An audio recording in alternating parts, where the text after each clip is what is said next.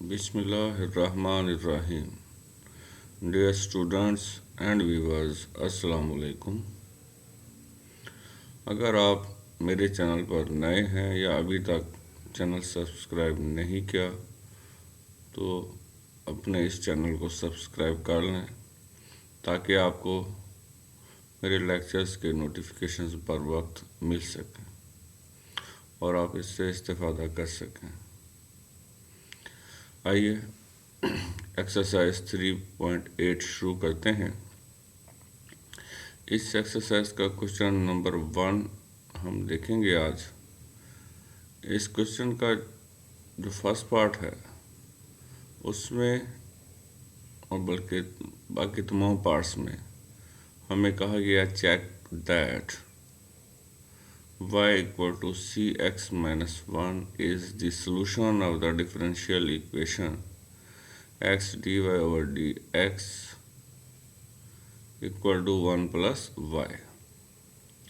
मतलब क्या है कि एक सोल्यूशन दिया हुआ है, एक लीनियर इक्वेशन हमें गिवन है और हमें कहा गया है कि शो करें कि ये जो है डिफरेंशियल इक्वेशन का सोल्यूशन है। ये देखें, आपके पास एक लीनियर इक्वेशन है, ये वाली ये इक्वेशन दी गई है और हमें कहा गया कि ये इक्वेशन इस इक्वेशन का सोल्यूशन है, ये शो करें। तो इस सवाल को हम दो मुख्तलिफ तरीक़ों से देखेंगे, फिर उसके बाद आपकी मर्ज़ी है जिस तरीके से भी चाहें इसको हल करें। और इसके बाकी पार्ट्स को भी हम दो तरीक़ों से कर सकते हैं, लेकिन उनको हम एक ही तरीके से करेंगे। आइए सवाल शुरू करते हैं। Given that y is equal to cx minus 1, ये हमें गिवन है। ये हम पहला तरीका कर रहे हैं। इसको करने के लिए हम क्या करेंगे, इसका डिफरेंशिएटिंग करेंगे इसको, यानी कि इसका डेरिवेटिव ले लेंगे।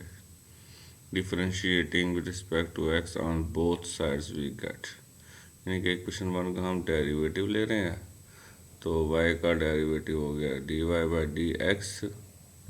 यहाँ पर डिफरेंशियल ऑपरेटर आ जाएगा, ठीक है जी, ये आ गया। उसके बाद अभी जो डेरिवेटिव है इस सी एक्स का अलग हो जाएगा, 1 का अलग हो जाएगा। यही किया हमने स्टेप में। अब यहाँ पर सी कांस्टेंट है, ये डेरिवेटिव से पहले आ जाएगा और इस एक्स का डेरिवेटिव होगा 1, तो डेरिवेटिव क्या आ जाएगा, सी आ जाएगा। और इस 1 का क्योंकि कांस्टेंट है, कांस्टेंट का डेरिवेटिव 0 होता है इसलिए 0 आ गया। तो यहाँ से c की वैल्यू हमारे पास आ गई dy बाई डी एक्स। अब c की ये वाली वैल्यू इधर इक्वेशन 1 में हम पुट कर देंगे, इस जगह पर c की वैल्यू पुट कर देंगे। ठीक हो गया जी। तो c की वैल्यू पुट करने के बाद हमारे पास ये रकम आ गई है। अब इसको जो चीज़ हमें प्रूव करने के लिए कही गई थी वो बना लेंगे, ठीक है जी। तो इस 1 को हमने लेफ़्ट साइड पर शिफ्ट कर दिया, ये -1 है, लेफ़्ट साइड पर जाकर +1 हो जाएगा। तो 1 प्लस वाई इक्वल हो जाएगा x dy by D x. तो उसको हमने अरेंज करके लिख दिया। अब ये जो है वही क्वेश्चन आ गई जो उसने हमें कही थी। तो ये हमने सॉल्व कर लिया। अब इसी सवाल को दूसरे तरीके से हम देखते हैं, लेकिन उससे पहले आप देख लें कि हमने देखा है कि y equal to c x minus 1 जो है वो सोल्यूशन है गिवन डिफरेंशियल इक्वेशन का। ये हमने चेक कर लिया। अब इसको सेकंड मेथड हम देखते हैं। तो पहले हमने सोल्यूशन यानी कि जो लीनियर इक्वेशन थी, पहले हमने ये देख लें, एक नोट करने वाली जो बात है कि पहले हमने इसको लिया और इसकी मदद से डिफरेंशियल इक्वेशन तक पहुँचे। ठीक है, सिंपल इक्वेशन को लिया हमने और उस सिंपल इक्वेशन की वजह से डिफरेंशियल इक्वेशन तक पहुँचे और हमने इस काम के लिए किसको यूज़ किया, डेरिवेटिव को। अब हम क्या करेंगे, ये वाली इक्वेशन लेंगे और यहाँ से इधर सोल्यूशन तक पहुँचेंगे, यानी कि अब हम डिफरेंशियल इक्वेशन को लेंगे और उसकी मदद से सिंपल इक्वेशन तक आएंगे। अब डिफरेंशियल इक्वेशन को सॉल्व करने के लिए हमें जो है इंटीग्रेशन यूज़ करनी पड़ेगी, लेकिन उससे पहले हम क्या करेंगे, वेरिएबल्स को सेपरेट करते हैं। यहाँ देखेंगे हमने गिवन इक्वेशन लिखी, तो सबसे पहला काम क्रॉस मल्टीप्लिकेशन हम कर लेते हैं। अब यहाँ पर हम सेपरेशन ऑफ वेरिएबल करना चाह रहे होते हैं। मतलब क्या है कि y वाली रकम अलग हो और x वाली रकम अलग हो, ये हम करना चाह रहे होते हैं। तो इसके लिए अब यहाँ पर हमें, क्योंकि dy डिफरेंशियल है, dx भी डिफरेंशियल है, तो हमने क्रॉस मल्टीप्लिकेशन कर ली, क्योंकि dy और dx इन दोनों को अलग अलग होना चाहिए और न्यूमरेटर में होना चाहिए, मतलब इनको डिनोमिनेटर में नहीं होना चाहिए। तो ये हमने अलग अलग किया, यहाँ पर ये हो गया। अब फिर हम क्या देख रहे हैं कि जो dy है उसके साथ y वाली रकम होनी चाहिए, यहाँ पर x वाली हमें नज़र आ रही है। इस तरह dx के साथ x वाली रकम हो रही नज़र आनी चाहिए, यहाँ पर हमें y वाली रकम नज़र आ रही है। तब ये दोनों रकमें जिनको मैंने सर्कल कर दिया, इन दोनों से हम डिवाइड कर देंगे। तो ये लिखा हुआ है dividing by x into 1 plus y, ठीक है जी। तो ये दो रकमें वो रकमें थी जो अपनी असल जगह पर मौजूद नहीं थी, इसलिए हमने क्या किया, इनसे डिवाइड कर दिया। ऐसा करने से वेरिएबल जो है वो सेपरेट हो जाएंगे। तो यहाँ पर डिवाइड किया हमने, तो ये रकम बन गई। अब आप देख सकते हैं कि यहाँ पर x वाली रकम अलग है, y वाली रकम अलग है। ये जो हमने काम किया इसको हम कहते हैं सेपरेशन ऑफ वेरिएबल, वेरिएबल को सेपरेट किया है। ये काम करने के बाद हम इंटीग्रल ले लेते हैं। ये काम किया हमने, उसके बाद इंटीग्रल ले लिया। अब इसका डेरिवेटिव बनता है 1, ऊपर मौजूद है इसलिए नेचुरल लॉग हो जाएगा। इसी तरह इसका डेरिवेटिव भी बनता है 1, ऊपर मौजूद है, नेचुरल लॉग हो जाएगा। कांस्टेंट के साथ भी हमने नेचुरल लॉग यूज़ कर लिया, क्योंकि तमाम फंक्शंस में नेचुरल लॉग आ रहा है, इसलिए कांस्टेंट के साथ भी हमने नेचुरल लॉग यूज़ कर लिया। ये काम करने से हमारा जो सिंप्लीफिकेशन वाला काम है वो आसान हो जाता है। तो आइए अब हम नेक्स्ट देखते हैं कि कैसे सिंप्लीफिकेशन आसान होती है। तो राइट साइड पर हमने ये वाला फार्मूला लगा दिया। तो ये फार्मूला लगाने के बाद राइट साइड क्या बन गई है, नेचुरल लॉग ऑफ cx। अब सिंप्लीफिकेशन देखें कैसे अपना आसान हुई। तो ये नेचुरल लॉग जो है, इस नेचुरल लॉग को निकालें, कैंसिल कर देगा, ठीक है। तो ये इसलिए हमारे पास आसान काम हो गया। तो ये आ गया हमारे पास। अब y बराबर हो गया यहाँ से cx minus 1, which is solution of given differential equation. तो ये गिवन डिफरेंशियल इक्वेशन का सोल्यूशन है। तो हमारा जो क्वेश्चन है ये कंप्लीट हो गया। अब हम नेक्स्ट क्वेश्चन देखते हैं। तो हमने जो सेकंड मेथड यूज़ किया है, इसकी मदद से ही नेक्स्ट क्वेश्चन को करना है हमने। तो बाकी तमाम क्वेश्चन हम इसी मेथड से करेंगे। तो हम ये वाली डिफरेंशियल इक्वेशन लेंगे पहले, ठीक है। ये हमने ले लिया।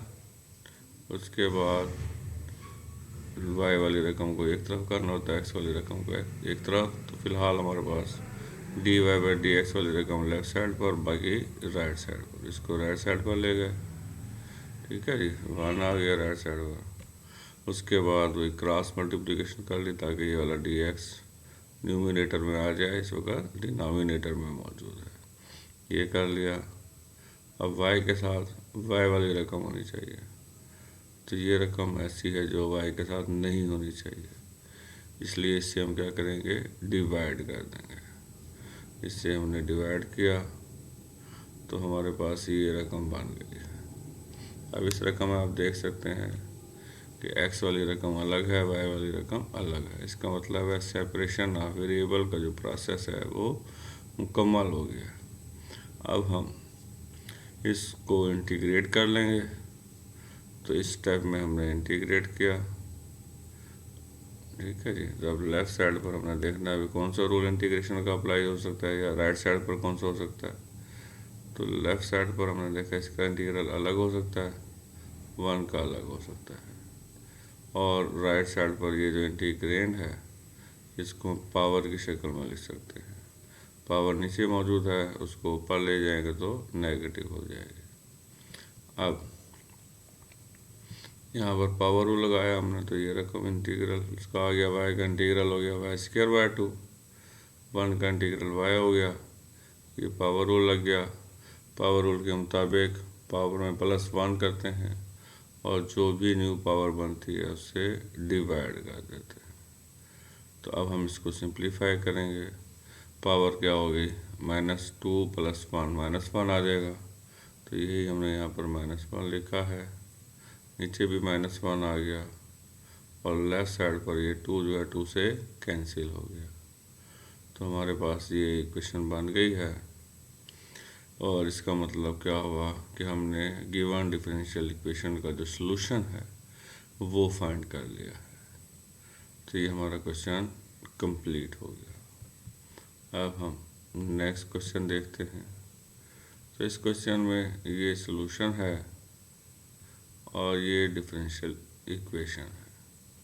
तो हम डिफरेंशियल इक्वेशन लेंगे और सेपरेशन ऑफ वेरिएबल वाला काम करेंगे।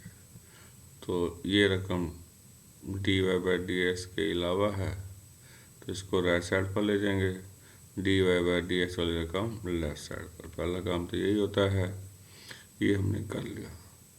उसके बाद इस dx को भी राइट साइड पर शिफ्ट कर देंगे ताकि ये डिनोमिनेटर की बजाय न्यूमरेटर में आ जाए। यहाँ पर हो गया। अब आप यहाँ पर देखें इस स्टेप में x वाली रकम आपको अलग नज़र आ रही है, y वाली रकम अलग नज़र आ रही है। इसका मतलब है सेपरेशन और वेरिएबल वाला काम हो गया है।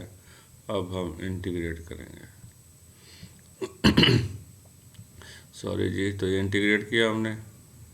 तो यहाँ पर अब राइट साइड पर 1 का इंटीग्रल अलग हो जाएगा, e⁻2x का इंटीग्रल अलग हो जाएगा, बाकी सेम आ जाएगा। अब y का इंटीग्रल पावर रूल से y²/2 हो गया, इस 1 का इंटीग्रल x हो गया, ex का इंटीग्रल ex ही होता है। फिर यहाँ पर पावर 2x मौजूद है, तो 2x का आप डेरिवेटिव लेंगे तो वो क्या बनेगा 2, उससे डिवाइड कर देंगे। प्लस कांस्टेंट लगाते हैं हम c, यहाँ पर हमने लगाया है c1। c1 जो है कांस्टेंट ऑफ इंटीग्रेशन है। अब c1 हमने इसलिए लगाया है कि हम देख रहे हैं कि डिनोमिनेटर में 2 मौजूद है, इस 2 से मल्टीप्लाई करना पड़ेगा हमें ताकि फ्रैक्शन ख़त्म हो जाए, फिर यहाँ पर कांस्टेंट की शक्ल चेंज हो जाएगी। इसलिए हमने c1 लिखा ताकि उसकी शक्ल चेंज करके बाद में इसको c लिख सकें। तो अब हम मल्टीप्लाई करेंगे 2 से, तो हमारे पास ये रकम बन गई। अब ये देखें यहाँ पर कांस्टेंट की रकम शक्ल जो है वो चेंज हो गया ना। अब इसको हम 2c1 कह देंगे, इसको अब हम 2c1 है, इसको c कह देंगे। तो यहाँ पर हमने c लिखा हुआ है। अब नेक्स्ट स्टेप में 2c1 की जगह c लिख देंगे, तो ये हमारा फिर आंसर आ गया। तो ये हमारे पास क्या हो गया, गिवन डिफरेंशियल इक्वेशन का सलूशन हो गया है। ठीक है जी, तो ये क्वेश्चन भी हमारा कंप्लीट हो गया।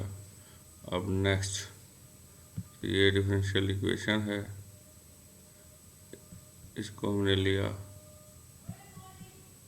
उसके बाद देखें इसको राइट साइड पर ले गए, फिर क्रॉस मल्टीप्लिकेशन कर लिए, तो ये हो गया। अब यहाँ पर ये y वाली रकम नहीं होनी चाहिए x के साथ, इससे डिवाइड कर दिया। ठीक है जी, डिवाइड करने के बाद इंटीग्रल ले लिया क्योंकि वेरिएबल सेपरेट हो गए ना। अब फिर ln y का इंटीग्रल,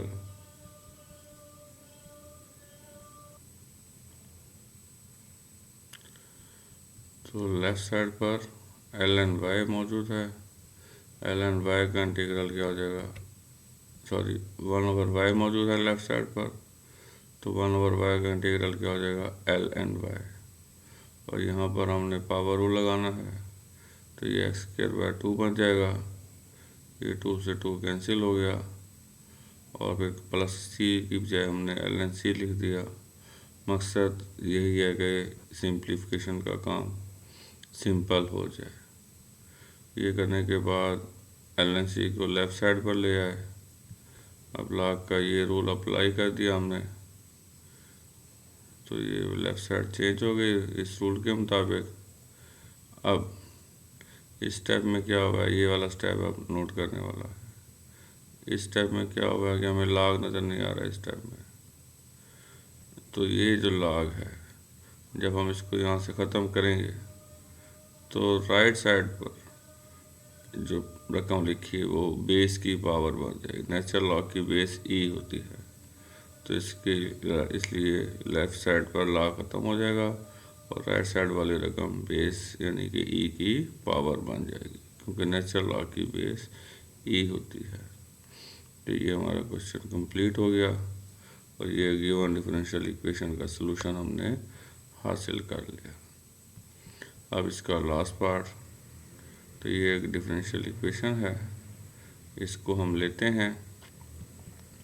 ये हमने ले ली। अब हमने क्या किया, ये पर नीचे e की पावर जो नेगेटिव नज़र आ रही है इसको हम ऊपर ले गए ताकि ये पॉजिटिव हो जाए, और dx को भी राइट साइड पे ले आए ना, ताकि डिनोमिनेटर से ये ख़त्म हो जाए। अब ये रकम ऐसी है जो dx के साथ नहीं होनी चाहिए, क्योंकि इसमें y मौजूद है। dx के साथ सिर्फ x वाली रकम होती है। इससे डिवाइड कर दिया, तो डिवाइड करने के बाद अब हम देखें इस जगह पर वेरिएबल सेपरेट हो गए हैं। तो वेरिएबल जब सेपरेट हो जाते हैं तो हम इंटीग्रेट करते हैं। यहाँ पर इंटीग्रल ले लिया हमने। अब 1/1 + x² हो तो उसका इंटीग्रल क्या होता है, tan इनवर्स x। तो ये tan इनवर्स y है, यहाँ से का इंटीग्रल हो गया। ex का इंटीग्रल ex हो गया। तो ये हो गया हमारा। उसके बाद tan को राइट पर शिफ्ट कर दिया तो ये रकम बन गई, और यही गिवन डिफरेंशियल इक्वेशन का सलूशन है। तो ये हमारा क्वेश्चन कंप्लीट हो गया है। इसके बाद हम नेक्स्ट क्वेश्चंस करेंगे इंशाल्लाह नेक्स्ट लेक्चर में। लेकिन इससे पहले अगर आपने चैनल सब्सक्राइब नहीं किया है तो उसको सब्सक्राइब लाजमी कर लें, और अपना ख्याल रखें, अपने घर वालों का ख्याल रखें, क्योंकि आजकल कोरोना के जो हालात हैं उनसे अपने आप को भी बचाएं और अपनी फैमिलीज़ को भी बचाएं। आप महफूज हैं तो आपकी फैमिली भी महफूज है। ओके जी, अल्लाह हाफिज़, wish you best of luck.